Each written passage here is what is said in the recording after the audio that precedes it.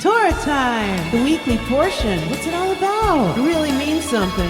What can it teach me? Turn it. Everything's in it. Hi. This week's Torah portion is called Behaalotekha. And this week we learn about something that's very important, the power of speech, namely gossip.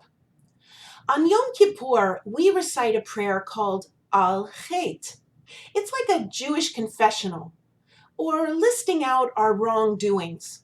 Out of the 43 sins that we recite in that prayer, 11 of them are about speech.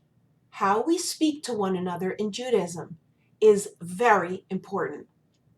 In the Talmud, which is the primary source of Jewish law, we can find a passage that says the tongue is so dangerous that it must be kept hidden from view behind two protective walls, the mouth and the teeth.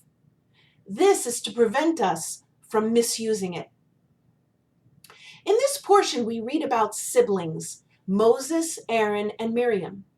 In the verses at the end of this portion, it tells us about Miriam and Aaron, talking about Moses and the Cushite woman he married. It was so wrong of them to speak about their brother behind his back and to judge his marriage. They were also whining that God spoke to Moses all the time, and God didn't speak to them. Well, guess who was listening? God was listening as they were gossiping. In Hebrew, that's called lashon hara, or evil speech. Well, God asks the three of them to meet him at the tent of meeting, the portable tabernacle, the Mishkan.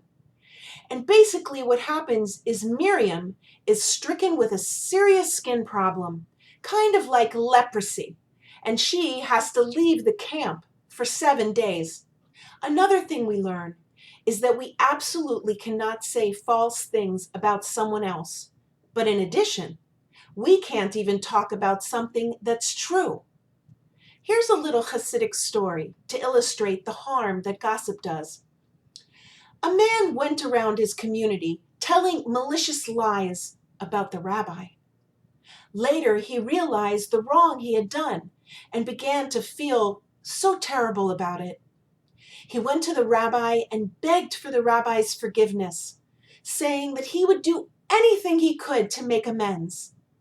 The rabbi told the man, "Take a feather pillow, cut it open, and scatter the feathers to the winds." The man thought this was a strange request, but it was a simple enough task, and so he did it. When he returned to tell the rabbi that he had done it, the rabbi said, "Now, go and gather the feathers, because you can no more make amends for the damage your words have done than you can recollect all the feathers." Jewish law says gossiping is like murder. When you gossip about someone, there is a good chance that you will ruin their reputation.